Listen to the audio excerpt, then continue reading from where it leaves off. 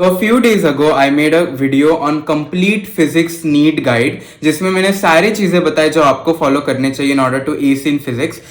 This video was in continuation with video of chemistry and biology, and a lot of you people commented that what about NCERT of physics? NCERT of physics का क्या importance है?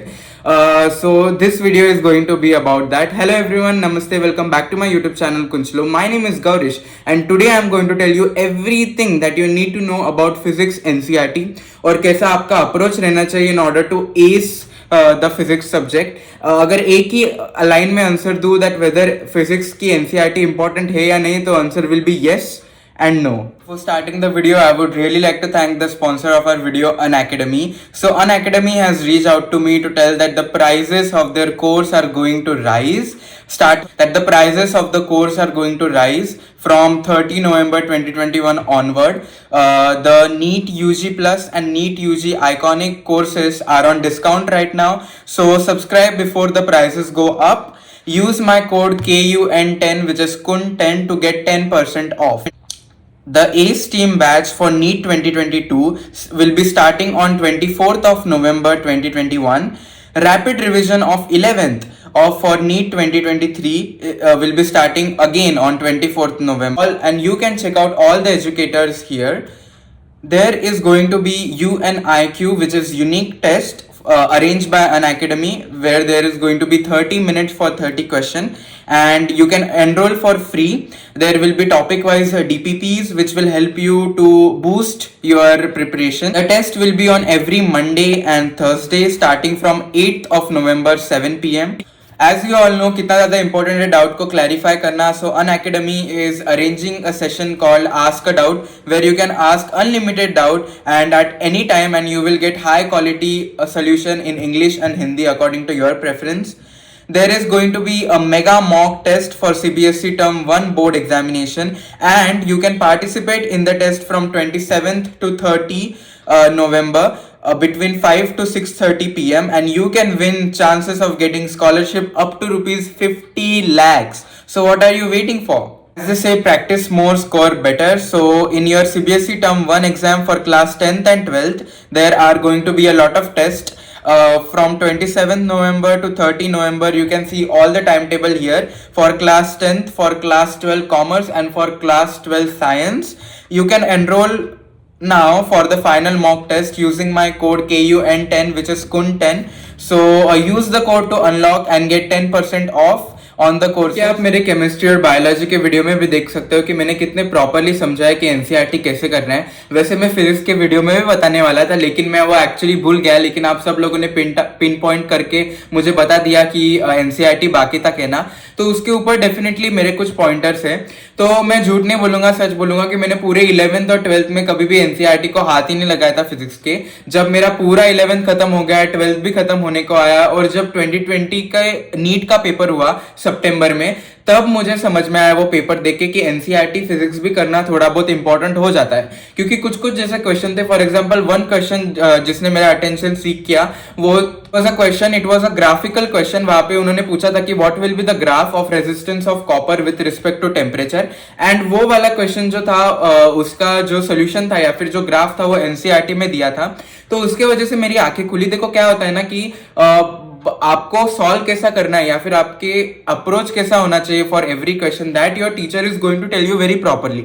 और वो आप बाकी के बहुत सारे वीडियोस देके इंटरनेट पे समझ सकते हो और उसमें कोई प्रॉब्लम नहीं रहता है. लेकिन कुछ कुछ चीजें ऐसी होती है, फैक्चुअल क्वेश्चन या फिर ग्राफ, जैसे कि मैंने बताया ग्राफ रिप्रेजेंटेशन का क्वेश्चन या फिर कुछ वैल्यूज का क्वेश्चन, ये सब चीजें है ना, ये आपको एनसीईआरटी फिजिक्स में से ही ढूंढनी पड़ेगी. तो अगर आपके टीचर अच्छे हैं जो कि आपको फैक्चुअल इंफॉर्मेशन भी बताते हैं, जिन्होंने खुद एनसीईआरटी फिजिक्स की पढ़ी और उसमें से आपको निकाल के एक दो लाइन बताते हैं कि ये इंपॉर्टेंट है करना, तो यू आर सेटल. आपको वो टीचर के साथ ही रहना चाहिए हमेशा के लिए. बट बहुत सारे केसेस में और मेजॉरिटी केसेस में टीचर को इतना इंपॉर्टेंस नहीं देते फिजिक्स के एनसीईआरटी को. हमारे टीचर ने तो बिल्कुल नहीं दिया था. उन्होंने ना पढ़ी थी ना हमको पढ़ाया था एनसीईआरटी ऑफ फिजिक्स. तो इसलिए मैंने खुद से ही करना उसको ठीक समझा, और मैं सब आपको भी यही सजेस्ट करूंगा क्योंकि क्या है ना, जो फिजिक्स की एनसीईआरटी है वो केमिस्ट्री और बायोलॉजी एनसीईआरटी जैसे नहीं है, वो ज्यादा कॉम्प्लिकेटेड है, वो ज्यादा डिफिकल्ट है, आपको अच्छे से वो पूरा चैप्टर पता होना चाहिए। इनफैक्ट मैं तो कहूंगा आपको आगे के भी 2-3 चैप्टर पता होने चाहिए, तभी आप अच्छे से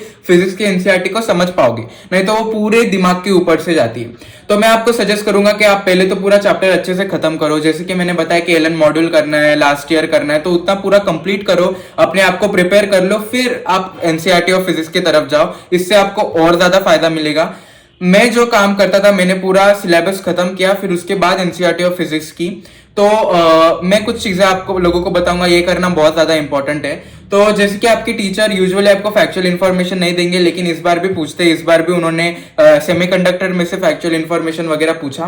तो उसके लिए मैं आपको सबको सजेस्ट करूंगा कि जब भी आपको एनसीईआरटी में कोई ग्राफ दिखे तो आप उसको अच्छे से नोट करो। आपको बहुत सारे ग्राफ मिलेंगे इन सॉलिड लिक्विड वाला जो चैप्टर है, फ्लूइड्स वाला चैप्टर है, आपको उसमें बहुत सारे ग्राफ दिखेंगे, तो आप वो अच्छे से कर लो। आपको रेजिस्टेंस वाले इसमें 3 अलग अलग ग्राफ दिखेंगे और आगे भी ग्राफ दिखेंगे, तो आप उसको अच्छे से कर लो, क्योंकि ग्राफ जो है वो पूछते हैं, पहले भी 2020 में पूछा था, उसके इस साल भी एक ग्राफ वाला क्वेश्चन आया था, अगर आप सबको याद होगा तो इसलिए जब भी आपको एनसीईआरटी में ग्राफ दिखे आपको वो छोड़ना नहीं है, आपको अच्छे से कर लेना है। ग्राफ के नीचे अगर कुछ वैल्यू दी है तो वो भी आपको अच्छे से पढ़ लेना है। सेकेंड चीज, आपको जब भी कहीं पे भी वैल्यूज अगर दिखे तो वो आपको अच्छे से नोट आउट कर लेना है। अगर मैं फिर से एग्जांपल दूं फ्लूइड के चैप्टर का या फिर सॉलिड्स के चैप्टर का, तो आपको वहां पे समझ में आएगा that height of mountain, maximum height of mountain 10 kilometre होता है। अगर आपके टीचर अच्छे हो तो आपने को बताया होगा, हमारे टीचर ने नहीं बताया था, मैंने वो एनसीईआरटी और फिजिक्स का मैंने एनसीईआरटी फिजिक्स की पढ़ी और उसमें मुझे समझा कि 10 किलोमीटर हाइट जो रहती है वो मैक्सिमम हाइट रहती है माउंटेन की।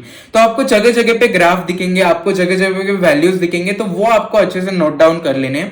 Very very very important thing to do, जो कि मैंने केमिस्ट्री और बायोलॉजी में बताया था कि सॉल्व एग्जाम्पल करना। सॉल्व एग्जाम्पल एनसीईआरटी फिजिक्स के कभी कभी बहुत एक्स्ट्रा लेवल के हो जाते हैं, तो वो आप देखो, आप इग्नोर कर सके तो करो, नहीं तो मेरे हिसाब से तो पढ़ ही लो।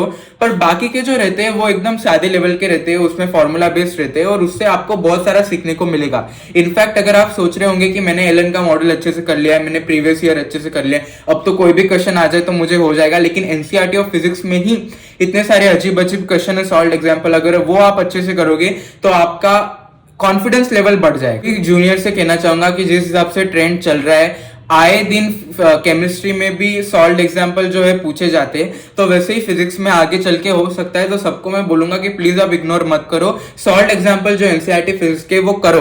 मैंने नहीं किए थे, फिर मुझे बाद में 1-2 महीने पहले एग्जाम के करने पड़े और तब मुझे बहुत ज्यादा टेंशन आ गया है जब मैंने देखा कि बहुत सारे क्वेश्चन मुझसे सॉल्व नहीं हो रहे। तो क्योंकि उसमें कोई कुछ ट्रिक लगी रहती है, कुछ हाई लेवल के रहते हैं, इसलिए मैं सजेस्ट करूंगा कि आप पहले से ही बिफोर हैंड वो सॉल्व करके कर लो और एग्जाम के थोड़े दिन पहले भी आप उसको रिवाइज कर सकते हो, ताकि आपका कॉन्फिडेंस लेवल बढ़ जाए। चीज जो मुझे फिजिक्स एनसीईआरटी की सबसे अच्छी लगती है वो है उसके summary and points to ponder. मतलब आप अगर आपके पास टाइम नहीं है और आप अगर पूरा चैप्टर कवर नहीं कर पा रहे हो, तो बहुत ज्यादा इंपॉर्टेंट है कि आप कम से कम समरी और पॉइंट्स टू पॉन्डर तो अच्छे से करो। उसमें आपको इतने एक्स्ट्रा चीजें मिलेगी, आपको इतने सारे डेफिनेशन मिलेंगे, फॉर्मूला मिलेंगे, कुछ आउट ऑफ द बॉक्स चीजें मिलेगी जो आपको इजीली नीट में पूछ सकते हैं। तो इसलिए मैं सबको सजेस्ट करूंगा कि अगर आपके पास बिल्कुल भी टाइम नहीं हो या फिर आपको जम नहीं रहा हो पूरा एनसीईआरटी चैप्टर करना, क्योंकि डिफिकल्ट तो डेफिनेटली है और थोड़ा आउट ऑफ दिमाग के ऊपर से जाता है, तो इसलिए मैं सजेस्ट करूंगा कि अगर पूरा चैप्टर आप नहीं कर पा रहे हो तो सॉल्व एग्जाम्पल,